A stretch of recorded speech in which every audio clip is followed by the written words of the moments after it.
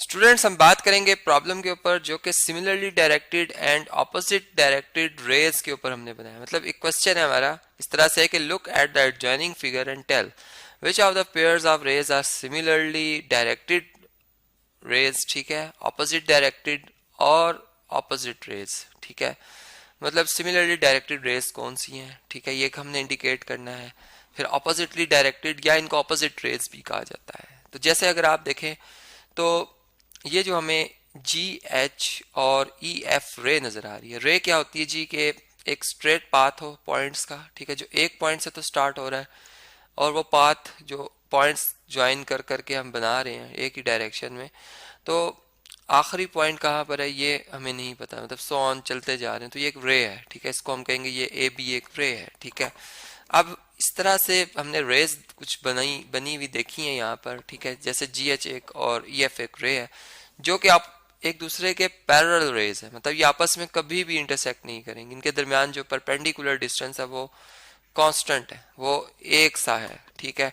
तो हम कहेंगे कि जो हमारी जी एच, ठीक है, जी एच और जो दूसरी है रे कौन सी है जी ई एफ जो ये रे है ये कौन सी रेज हैं, are similarly directed rays, similarly, ठीक है, L A R L similarly directed rays हैं, ठीक है जी। बात समझ में आ गई आपको।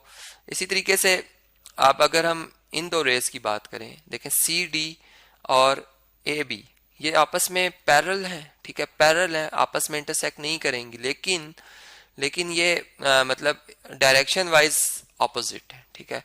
तो हम इनसे कहेंगे कि ऑपोजिट रेज है, ठीक है, या हम इसे कहेंगे कि ये हमारे पास कौन सी जी ऑपोजिट डायरेक्टेड रेज है। तो यूं लिखेंगे हम A B and C D are oppositely oppositely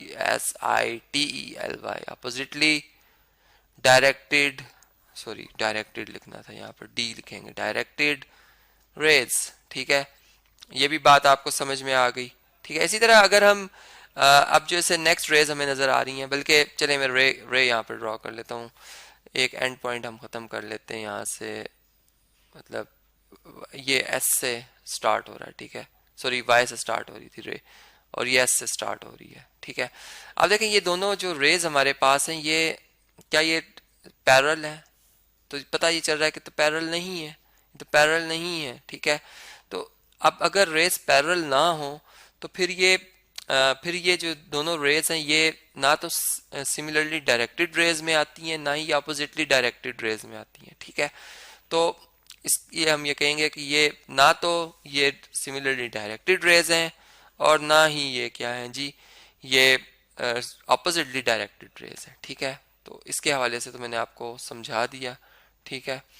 तो यहाँ पर अगर हमारा क्वेश्चन इस तरह से हो कि tell whether the rays X Y या Y X and S T R similarly directed rays, तो हम लिखेंगे नो, ठीक है, no they are not similarly directed rays, similarly directed rays, ठीक है जी। पैरेलल भी होना चाहिए था इसे, इसलिए भी एक और बात भी यहाँ पर, चूंकि हमने जो बात यहाँ से समझी है वो भी एक इसमें इम्पोर्टेंट है। अब देखें जो लास्ट ये वाली एक लाइन नजर आ रही है हमें, ठीक है, इस पे कुछ मैंने पॉइंट्स लिए हैं, अब इस पे भी कुछ रेज बन सकती हैं, ठीक है, कुछ रेज बन सकती हैं, चलें उनको हम स्टडी करते हैं। जैसे अगर कोई हमसे ये पूछता है कि बताएं कि एम ओ रे और जो एल ओ रे है ये किस टाइप की रेज है, मतलब ये सिमिलरली डायरेक्टेड रेज है या अपोजिटली डायरेक्टेड रेज है। तो अब आप देखें एल ओ ये रे है, एल से ओ की डायरेक्शन में मूव, और एम से ओ, मतलब एम से ओ जो है वो जिसके सारे पॉइंट्स एल से ओ जो रे है उसके ऊपर कोइंसाइड कर रहे हैं, ठीक है, ये कोइंसाइड रेज हैं। तो इसका मतलब कि एल ओ बड़ी एक रे है, ठीक है। तो हम यूं कह सकते हैं कि ये जो रेज है इनकी डायरेक्शन सेम होने की वजह से हम इसे कहेंगे सिमिलरली, ठीक है।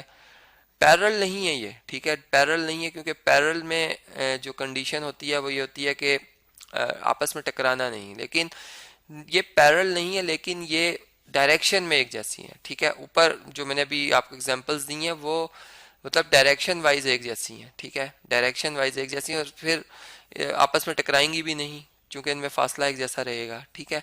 लेकिन यहाँ पर चूंकि अब फासला क्या है कि एक रे दूसरी रे के ऊपर ही ड्रॉ हुई हुई है, तो अब ये सिमिलर तो नहीं है, लेकिन ये डायरेक्शन के हवाले से एक है, तो हम ये कहेंगे सिमिलरली डायरेक्टेड रेज है, ठीक है, क्योंकि हम डायरेक्शन के ऊपर जोर दे रहे हैं, डायरेक्टेड रेज है। इसी तरीके से अगर एम ओ एक रे है एम ओ, और जो दूसरी रे है वो है हमारे पास एम पी, ठीक है।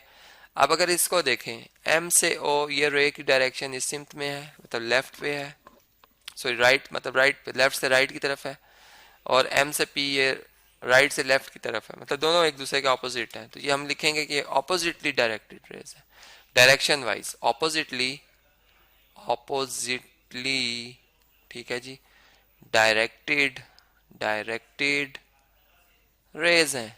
तो ये बात इस तरीके से आपने समझी। तो हमारे पास जो ये टॉपिक था जिसमें कि हमने कुछ प्रॉब्लम्स सॉल्व किए ज्योमेट्री से रिलेटेड, जिसमें कि हमने देखना था कि सिमिलरली डायरेक्टेड और अपोजिटली डायरेक्टेड रेज कहाँ कहाँ ड्रॉ हैं और कहाँ नहीं है, तो वो हमने बात समझी।